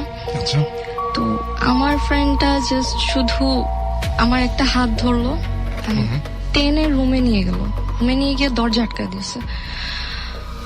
দরজা আটকা দিয়ে ও এমন ভাবে কাঁপতেছিল, মানে আমিও কাঁপতেছিলাম। আমার জাস্ট একটা জিনিস মনে হইতেছিল যে মানে আমি জানি না আমার কেন এটা মনে হয়েছে, আমি জাস্ট জোরে বলতেছিলাম যে চল অ্যাটলিস্ট একবার গিয়ে দেখে আসি। But ও আমাকে ছাড়তেছিল না, ও বলতেছে যে না তুই এই রুম থেকে বের হবি না, তুই এই রুম থেকে বের হবি না। And ও আমাকে শেষ পর্যন্ত বের হইতে দেয় নাই। সারা রাত আমি সূরা পড়ছি, আমার ফ্রেন্ড হিন্দু ছিল, ও ওটা করছে। And সারা রাত ওই দিন যে কিভাবে সারা রাত পার হয়েছে বলতে পারবো না। And তারপরে সকাল হওয়ার পরে ফ্রেন্ড যে দোতলায় যে দুইটা ছিল ওদের বললাম যে এরকম এরকম। ওরা ফার্স্টে বিশ্বাস করে নাই, আচ্ছা, ওরা বলতেছিল যে ধ্যাৎ, ফাজলামি করতেছিস, ওই দিন আমরা করছি এখন তোরা দুইজন আমার সাথে করতেছিস। তোমরা বললাম যে না সিরিয়াসলি আমি যেটা দেখছি। and ও বললো যে হ্যাঁ তোরা ছিলি না তো, তোরা ভয় দেখাস নাই তো। তো ওরা বলতেছে যে না আমরা ছিলাম না, and আমরা তোদের ছাড়া কখনো যাব না, আর একা তো অবভিয়াসলি না। রাইট। তো মানে আমি আপনাকে দেখেও এখন বুঝতে পারছি যে আপনি বেশ ভয় পাচ্ছেন, এবং ফোনেও যখন বলছিলেন হ্যাঁ, তখন আমার বলছিলেন ওই সিনটা আমি আমার লাইফে কখনো ভুলবো না, মানে আমি এত ভয় পাইছিলাম। রাইট। তারপরে এরকম হওয়ার পর আমার যে ফ্রেন্ডটা যে আমার সাথে যে ছিল ওর তো অনেক ভয় পাইছিল, ওর খুব জ্বর চলে আসে। আচ্ছা, ওর খুব জ্বর চলে আসে, তো মানে শেষ পর্যন্ত এমন হয় যে 3 দিন পর ওর প্যারেন্টস কে কল দেওয়া হয় যে আপনারা ওকে এসে নিয়ে যান, ওর খুব জ্বর and ও কিছু একটাতে মানে খুব ডিস্টার্ব।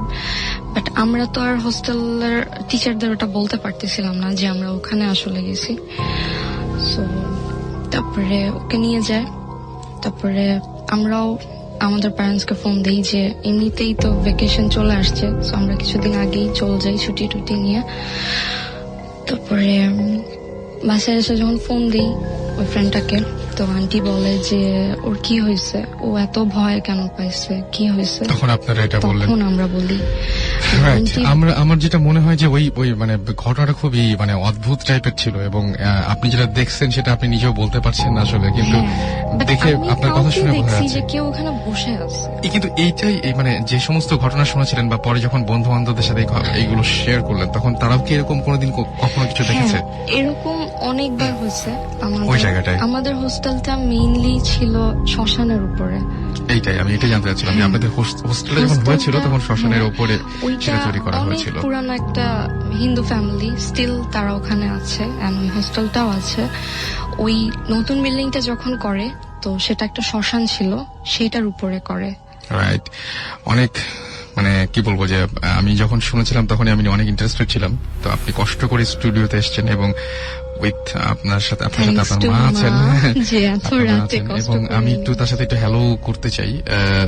সেটা হচ্ছে যে আন্টিকে যখন এই ঘটনাটা ও এসে জানালো যে এরকম একটা ঘটনা ঘটেছে আর কি, তখন আপনি কি বলেছিলেন?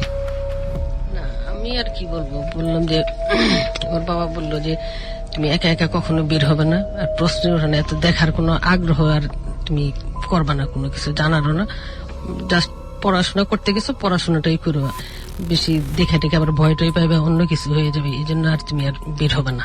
ওকে, থ্যাঙ্কস, অনেক ধন্যবাদ কষ্ট করে আসার জন্য স্টুডিওতে। এখন যেটা করব সেটা হচ্ছে সরাসরি চলে যাব আরো একটি ঘটনায়, এবং এই মুহূর্তে আমার সঙ্গে আছেন আপনাদের অত্যন্ত পছন্দের একজন মানুষ, যিনি হচ্ছেন আফনান ভাই। তাকে আমি বলেছিলাম এবং তিনি একটা ঘটনা পাঠিয়েও দিয়েছেন। তার সেই ঘটনাটি আমি এখন আপনাদের জন্য প্লে করছি। আশা করছি আপনাদের সবার ভালো লাগবে। সুস্থ আছেন প্রিয় লিসেনার্স, আজকের এই এপিসোডে আপনাদের জন্য 3টি ঘটনা নিয়ে হাজির হয়েছি। এই 3টি ঘটনার মধ্যে একটি ঘটনা মৌলিক আর অন্য 2টি ঘটনা লোককাহিনী নির্ভর বা লেজেন্ড ধর্মী ঘটনা। লেজেন্ড ধর্মী ঘটনাগুলো আমরা সাধারণত কম প্রচার করে থাকি, কেননা এই লেজেন্ড ধর্মী ঘটনাগুলো নিয়ে অনেকেই ভিন্ন ভিন্ন ভাবে কন্টেন্ট তৈরি করেছেন। কেউ মুভি তৈরি করেছেন, কেউ উপন্যাস লিখেছেন, কেউ নাটক তৈরি করেছেন, কেউ কার্টুন তৈরি করেছেন।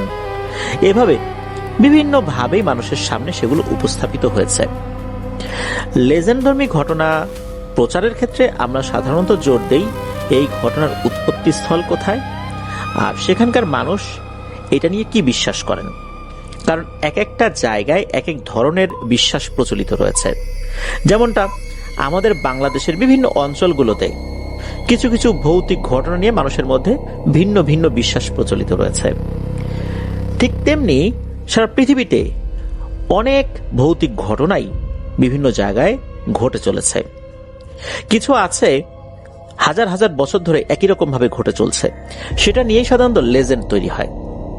কখনো কখনো শত বছরের পুরনো ঘটনা নিয়েও লেজেন্ড তৈরি হতে পারে, কখনো কখনো অল্প কিছু বছরের ভেতরেই কোন একটা লেজেন্ড তৈরি হয়ে যেতে পারে। এরকমই 2টি লেজেন্ড ধর্মী ঘটনা আজকের এপিসোডে আমরা রেখেছি, আর মৌলিক ঘটনা তো রয়েছেই।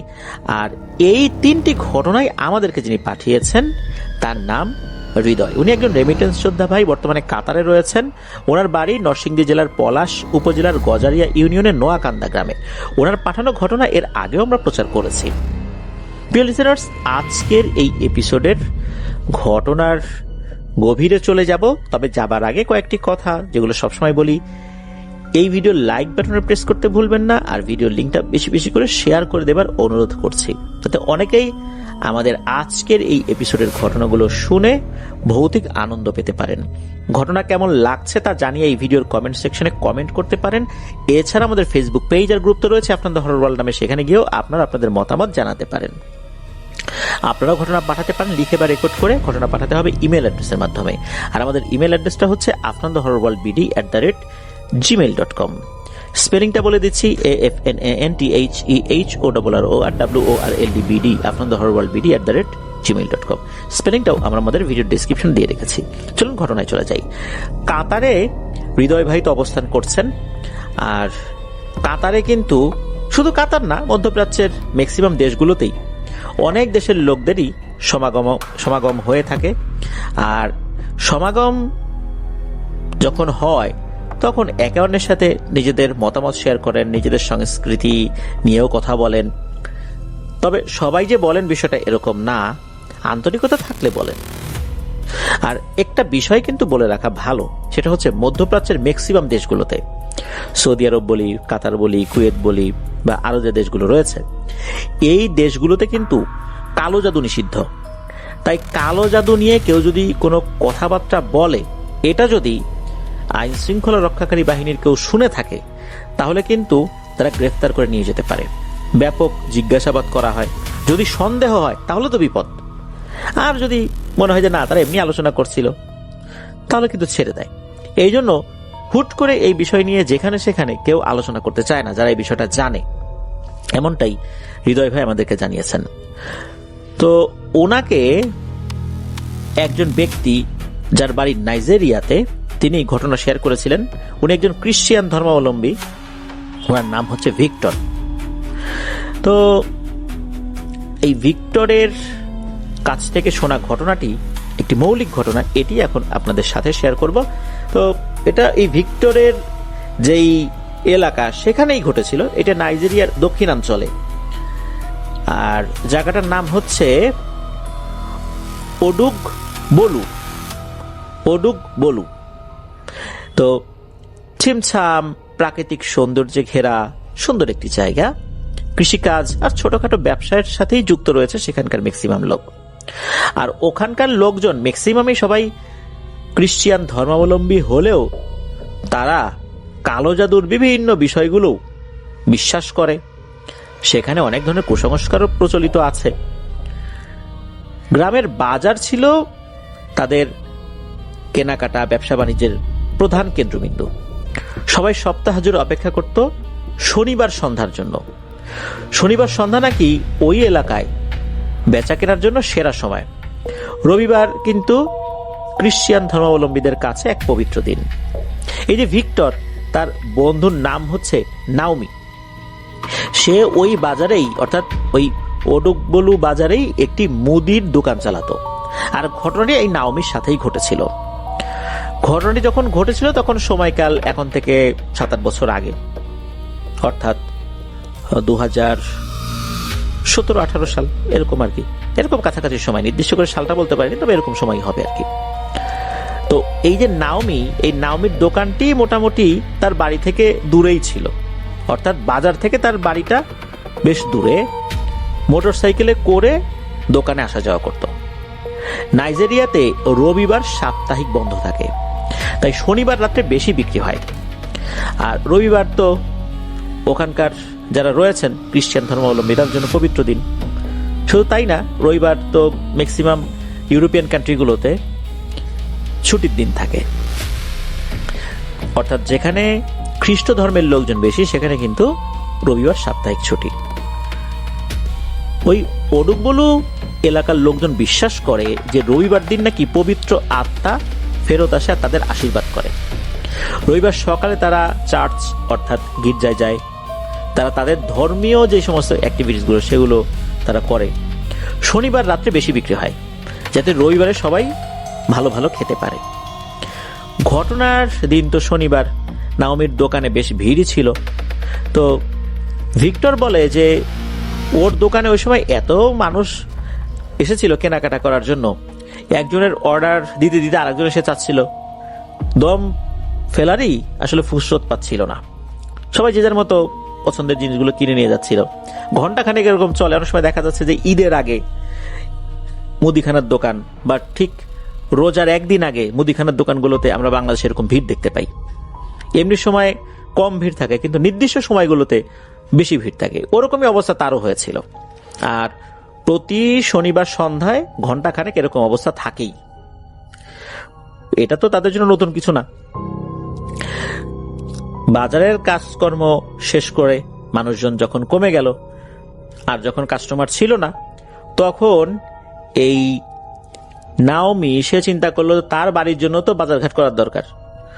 দোকানের মালপত্র বিক্রি করতে করতে তো বেশ দেরি হয়ে গেল। দোকানদাররা এখন বাজার করবে কখন? তাদেরও তো বাজারঘাট করতে হবে, তাদেরও তো পরিবার আছে। ম্যাক্সিমাম লোকজন তো বাজারঘাট করে বাড়িতে চলে গেছে। বাজারঘাটে তো এখন তেমন কিছু পাওয়াও যাবে না। কি আর করা, দোকান বন্ধ করে সে এখন বাড়ির জন্য বাজারঘাট করা শুরু করলো। পরের দিন মাংস খাওয়ার ইচ্ছা করলো। সে চিন্তা করলো 2টো কালো মুরগি কিনে নিয়ে যাই। এখানে বলে রাখা ভালো যে আফ্রিকাতে বা ভারতেও কিন্তু এই কালো মুরগি রয়েছে। বাংলাদেশেও কিন্তু এটা কেউ কেউ খামার দিয়েছেন, বেশ দামি। এই মুরগিগুলোকে আমরা কাদাকনাথ মুরগি বলি। এর ডিমটাও আসলে কালো হয়, মনে হয় কালো, আসলে কালো না, পুরোপুরি কালো না। কিন্তু এই মুরগির মাথার ঝুঁটি, পায়ের রং, এমনকি চোখের মণিও পর্যন্ত কালো। এই ধরনের মুরগিগুলো সাধারণত ব্ল্যাক ম্যাজিকের উপাদান হিসাবে ব্যবহৃত হয়। এই মুরগিগুলো নাকি খেতে খুবই সুস্বাদু। এর মাংসগুলো কিছুটা কালো। অনেকে বিশ্বাস করে এই মুরগিগুলোর মধ্যে কোনো একটা অলৌকিক ব্যাপার স্যাপার রয়েছে। এগুলো মানুষের বিশ্বাস আর কি। তো যাই হোক, অনেকে কিন্তু এই মুরগিগুলো বেশি দাম দিয়ে কেনে খাবার জন্য, কেউ কেউ আবার কালো জাদু করার জন্য কেনে। তো নাওমি কিনেছিল খাবার জন্য। আরো কিছু বাজারঘাট করে সে তখন বাজারের যেই ব্যাগ আর এই মুরগি তার মোটরসাইকেলের পেছনে যে ক্যারিয়ারটা রয়েছে এখানে বেঁধে দিল। এরপর সে মোটরসাইকেল স্টার্ট দিয়ে বাড়ির দিকে রওনা দিল। রাত তখন আনুমানিক 11টা, 11:30 মতো বাজে। তো 11টা, 11:30 আহামরি ওই রকম রাত না সেখানেও, কারণ সময়টা তো এখন থেকে বহু আগের ঘটনা না, সেখানেও যথেষ্ট চারদিকে আলোক উজ্জ্বল ছিল। কিন্তু ওই দিন একটা ব্যাপার হয়েছিল, সেটা হচ্ছে যে সন্ধ্যার পর থেকে হঠাৎ করেই বৃষ্টি শুরু হয়েছিল। আর বৃষ্টি হলে পথঘাটে বিভিন্ন জায়গাতে কাদা জমে যায়, পানি জমে যায়। আর ওই এলাকার বেশ কিছু রাস্তাঘাট, অনেক সময় দেখা যাচ্ছে বাংলাদেশে এরকম কিছু রাস্তাঘাট থাকে না, জায়গায় জায়গায় গর্ত হয়ে আছে, বৃষ্টি হলেই চলাচল অযোগ্য হয়ে যায়। তো ওই এলাকার কিছু রাস্তাঘাটও এরকম ছিল। আর নাওমির বাড়িতে যাবার যে রাস্তাটা, সেই রাস্তাটা ছিল এইরকম। তো নাওমি চিন্তা করলো যে এই রাস্তা দিয়ে যাব, যেতে তো খুবই অসুবিধা হবে, উঁচু নিচু জায়গা, বিশেষ করে খানাখন্দকে ভরা, মাঝখানে যদি এই ঝাঁকিতে মোটরসাইকেল স্টার্ট বন্ধ হয়ে যায়, এমনিতে তার মোটরসাইকেলের ইঞ্জিনে কিছুটা সমস্যা ছিল, তখন তো এই মোটরসাইকেল ঠেলতে ঠেলতে নিতে হবে, তখন তো আর এক বিপদ হবে। এই জন্য সে একটা সিদ্ধান্ত নিল, সে কবরস্থানের পাশ দিয়ে যে রাস্তা রয়েছে সেদিক দিয়ে যাবে। তো এখানে একটা বিষয় বলে রাখা ভালো যে ওইখানে খ্রিস্ট ধর্মাবলম্বী যে ব্যক্তিদের কবরস্থানটা ছিল, এই কবরস্থানটা ছিল খুবই নির্জন। দিনের বেলাতেই ওই দিক দিয়ে লোকজন কম চলাচল করত, পাশ দিয়ে একটা পাকা রাস্তা থাকলেও লোকজন কম চলাচল করত। আর এই পাকা রাস্তাটা, এটা যেহেতু মানুষজন খুব একটা ব্যবহার করতো না, আর একটা ব্যাপার ছিল যে পাশে বড় বড় গাছ ছিল, এই গাছের শেকড়গুলো মাটি ফুঁড়ে ওই রাস্তার ভেতর দিয়ে বেরিয়ে আসতো, যার কারণে এই রাস্তায় গাড়ি নিয়ে চলাচল করাটা খুব কষ্ট হয়ে যেত।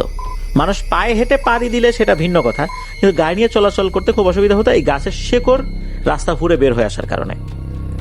যেহেতু বারবার সরকার থেকে এই রাস্তা মেরামত করা হয়েছে, কিন্তু এই গাছের শেকড়ের সমস্যার কারণে একটা পর্যায়ে সরকার এই রাস্তা মেরামত করা বন্ধ করে দেয়, কারণ মানুষজন তো খুব একটা চলাচল করে না। কি দরকার বারবার টাকা পয়সা খরচ করে এই রাস্তাটা মেরামত করা? মানুষজন যদি বেশি বেশি চলাচল করতো তাহলে একটা ভিন্ন বিষয় ছিল। তারপর তো এমনি শেকড়ের এই সমস্যা আছেই, এই সমস্ত কারণে এই রাস্তাটা সরকার আর মেরামত করার কোনো চিন্তা করে না। করেছে, অনেকবার করেছে, কিন্তু পরবর্তীতে চিন্তা ভাবনা বাদ দিয়েছে। যেহেতু বৃষ্টির কারণে নাওমির বাড়ি যাবার রাস্তাটা খারাপ হয়ে গিয়েছিল, তো নাওমি চিন্তা করলো এই রাস্তা দিয়ে যাই। এই রাস্তাও ওই শেকড়ের কারণে চলাচল করতে অসুবিধা হলেও অন্তত এই রাস্তাটা উঁচু, এখানে বৃষ্টির পানি জমে না। শেকড়ের কারণে চলতে অসুবিধা হবে, বাট অনায়াসে চলে যেতে পারবে। আর ওই রাস্তাটা একটু শর্টকাট রাস্তাও ছিল, এই কবরস্থানের রাস্তাটা। এই জন্য নাওমি কি করেছে, সে বাইক নিয়ে ওই রাস্তা দিয়ে যাওয়া শুরু করেছে। ওই সময় তার সাথে যাওয়ার মতো তেমন কেউই ছিল না। পরদিন রবিবার হওয়ার কারণে অনেকেই বাজারঘাট করে তাড়াতাড়ি বাড়িতে চলে গেছে। নাওমি তো যাচ্ছে, যখন কবরস্থানের ওই রাস্তায় ঢুকেছে, স্বাভাবিকভাবে কিছুটা পথ সে অতিক্রম করেছে, কবরস্থান অতিক্রমও করে ফেলেছে।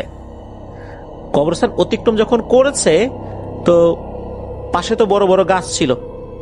হঠাৎ করে দেখে কোনো একটা গাছের পাশে সাদা পোশাক পরা কেউ একজন দাঁড়িয়ে আছে।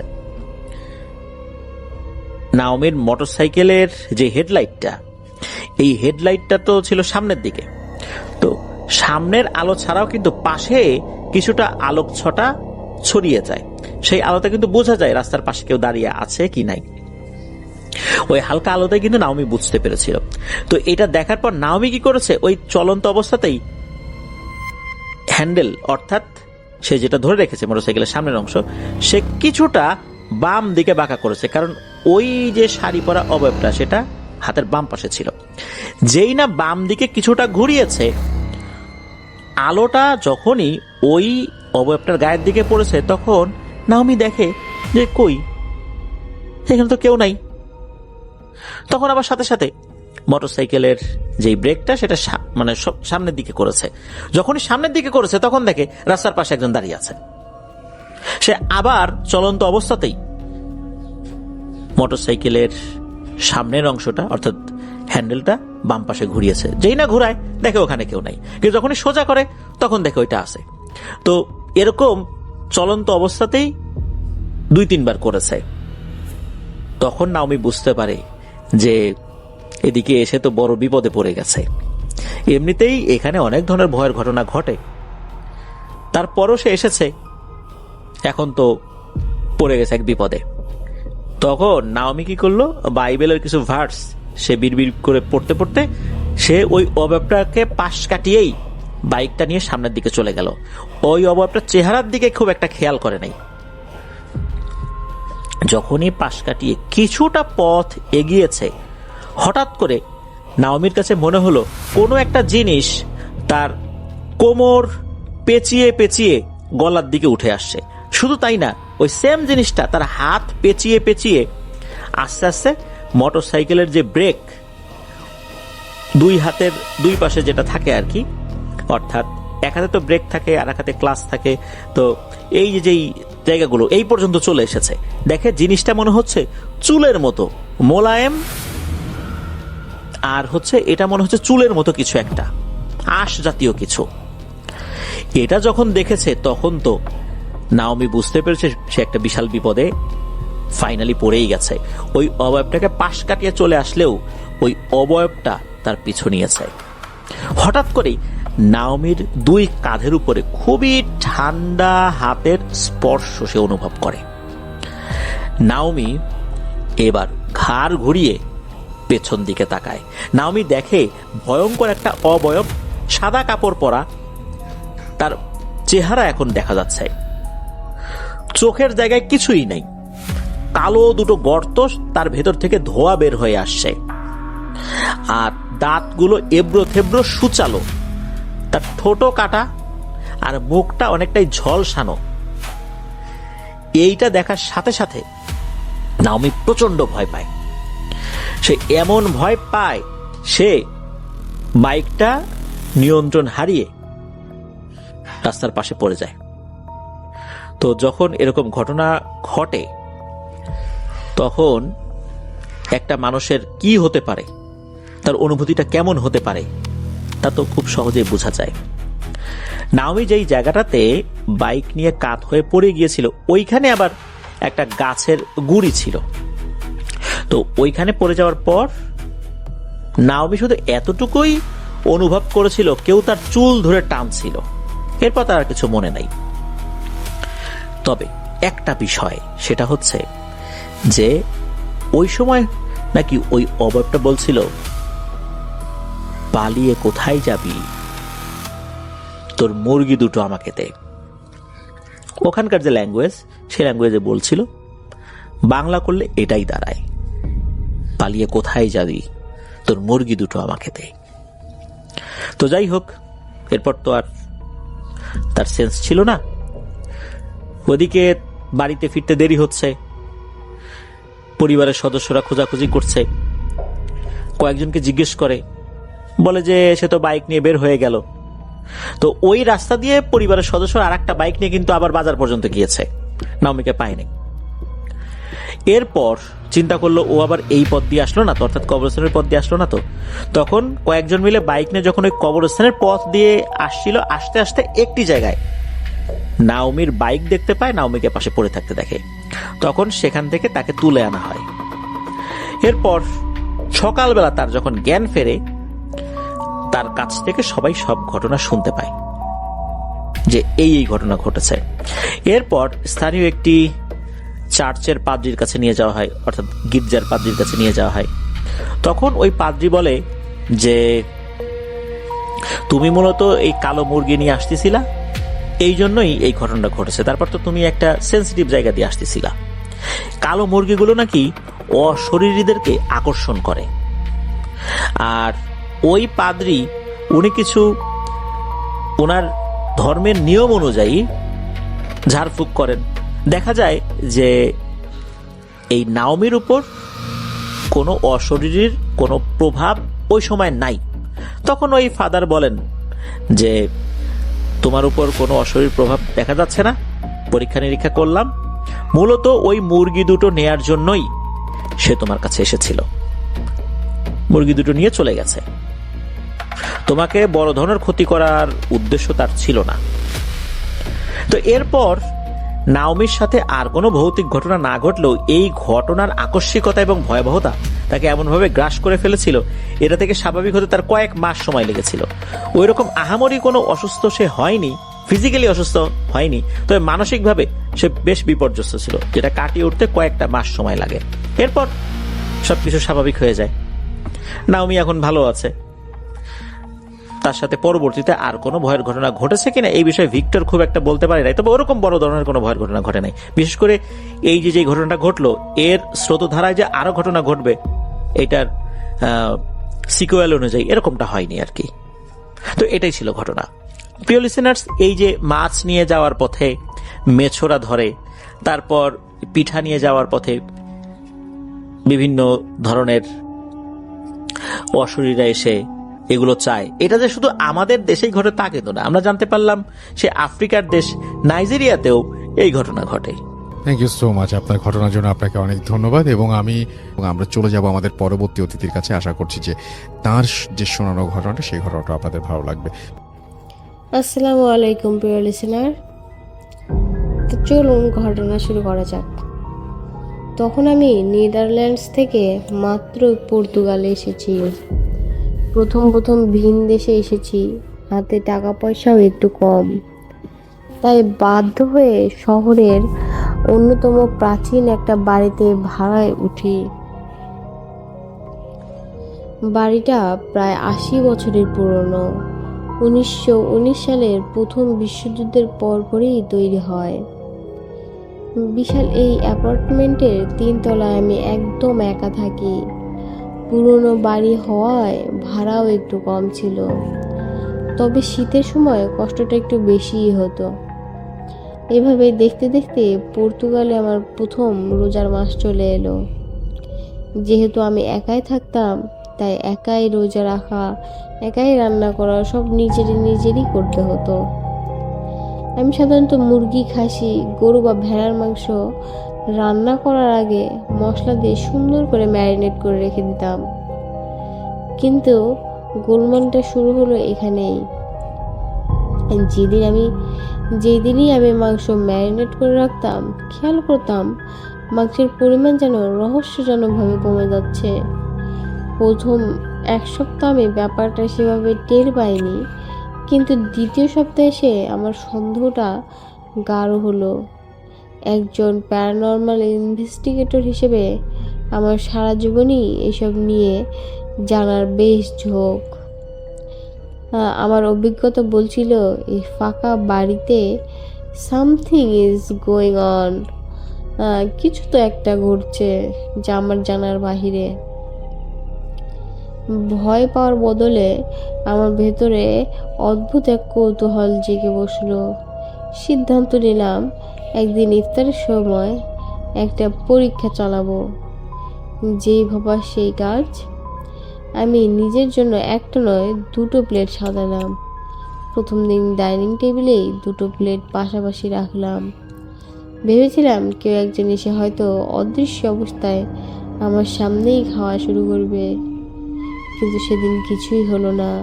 প্লেট, খাবার, ফল যেমন ছিল তেমনিই রয়ে গেল। পরের দিন আমি আরেকটা ট্রিক্স খাটালাম। দ্বিতীয় প্লেটটা ডাইনিং রুমে রেখে আমার শোবার ঘরে টেবিলের উপর সাজিয়ে রেখে আসলাম, আর নিজে ডাইনিং রুমে বসে ইফতার করতে লাগলাম।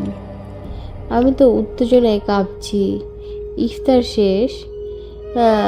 ইন দ্য মিন টাইম নামাজটাও পড়ে নিলাম। মনে মনে ভাবলাম একটু ধৈর্য ধরি। নামাজ শেষে বুক ভরা আশা নিয়ে শোবার ঘরে গেলাম। রুমে ঢুকে প্রথমটা একটু হতাশ হলাম। দেখলাম প্লেট যেমন ছিলাম ঠিক সেভাবেই পড়ে আছে। আমি যখন মুচকি হেসে ফিরে আসি, হঠাৎই আমার চোখটা আটকে গেল। আরে, আমি তো প্লেট ঠিক 3টে খেজুর রাখছিলাম। একটা খেজুর গেল, বাকি 2টা খেজুর কই গেল? আমি সাথে সাথে কাছে গিয়ে প্লেটটা হাতে নিলাম, আর আমার কোনো ভুল হয়নি। 3টা খেজুরের জায়গায় মাত্র একটা খেজুরই পড়ে আছে, বাকি 2টো হাওয়ায় মিলিয়ে গেছে। আমি পরিষ্কার বুঝতে পারলাম আমার ইনভাইটেশন সে গ্রহণ করেছে। সেদিন ওই খেজুর পর্যন্ত ছিল। এরপর থেকে শুরু হলো এক অদ্ভুত রুটিন। প্রতিদিন আমি রুমে ইফতার দিয়ে আসতাম, কিন্তু অবাক করার বিষয় হলো এরপর থেকে প্লেটে তরমুজ, বাঙ্গি, আঙ্গুর, ফল সব ফুলই রেখে আসতাম।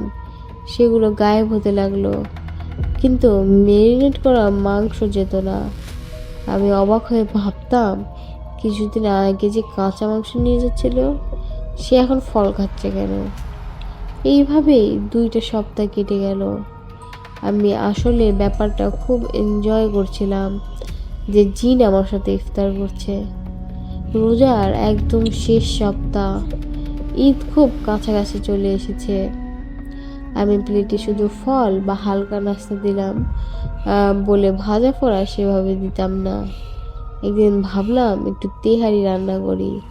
আমি তেহারির সাথে ফল একসাথে সাজিয়ে প্লেটটা আমার রুমে রেখে আসলাম। কিন্তু কিছুক্ষণ পর রুমে গিয়ে ফিরে যা দেখলাম তাতে আমার চোখ কপালে ওঠার জোগাড়। তেহারিতে থাকা প্রত্যেকটা মাংস এবং প্লেটের সব ফল নিখোঁজ। আর প্লেটের খাবারের ওপর স্পষ্ট হাতের ছাপ দেখে মনে হচ্ছিল এখানে একটা হাত নয়, 2টো হাত লাগানো আছে। আমার বুকের ভেতরটা এবার একটু কেঁপে উঠলো।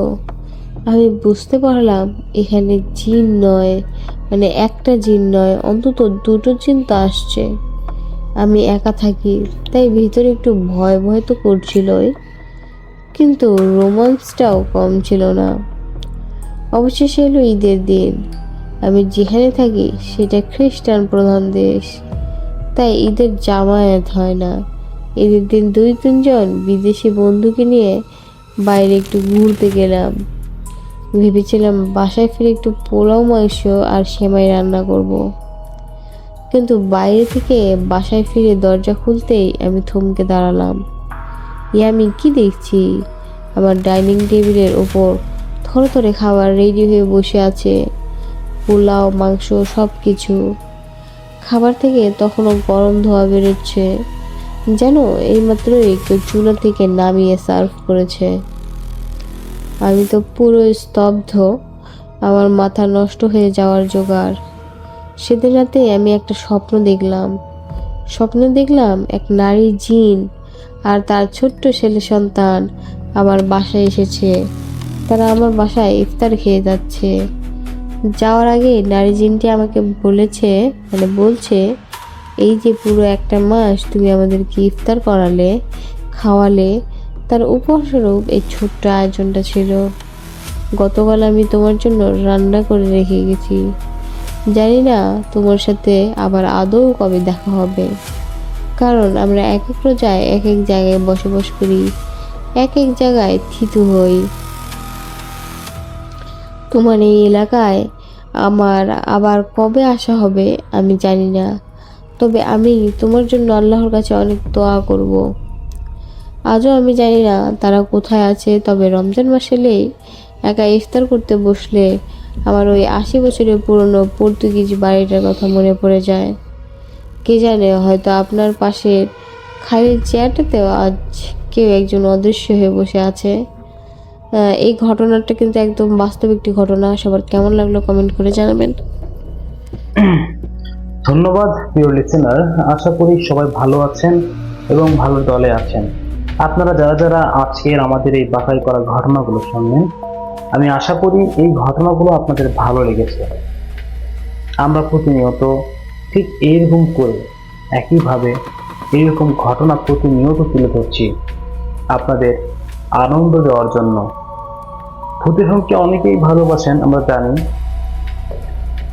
অনেকজন ভূতের ফিল্ম অনেক আগে থেকে শুনছেন। তো ঠিক তেমনই আমরা এই ভূতের ফিল্মকে অনেক দূর পর্যন্ত এগিয়ে নিয়ে যাওয়ার প্রচেষ্টায় আছি। যারা যারা আপনারা ভূতের ফিল্মকে ভালোবাসেন, আমাদের ঘটনাগুলোকে শেয়ার করবেন, যাতে আমাদের এই ঘটনাগুলো অনেক মানুষের কাছে পৌঁছে যায়। দেখে না, প্রতিনিয়ত যারা যারা ভূতের ফিল্ম শুনতে ভালোবাসেন, আমি আশা করব যে আপনারা এই চ্যানেলে আর যাই হোক প্রতিদিন নতুন নতুন ভয়ঙ্কর ঘটনা পাবেন, যে ঘটনাগুলো আপনাদের আসলেই অনেক ভালো লাগবে, অনেক আনন্দ দেবে।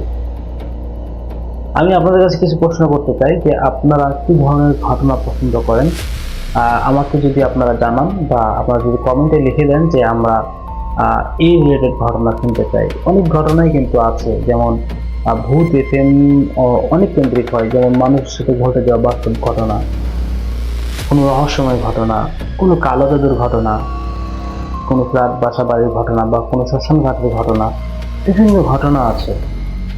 যদি আপনারা স্পেসিফিক্যালি আমাদেরকে বলেন যে কী ধরনের ঘটনা আপনারা পছন্দ করেন, আমাদের বললে আমরা ঠিক আপনাদের রুচিসম্মত ঘটনাগুলো আপনার সামনে তুলে ধরব। লিসেনার, আজকের মতো আমি এখানেই বিদায় নিতে চাচ্ছি। দেখা হবে আমাদের সাথে আবারও আগামীকাল নতুন কোনো ভয়ঙ্কর ঘটনা নিয়ে। সে পর্যন্ত সবাই ভালো থাকবেন, সুস্থ থাকবেন।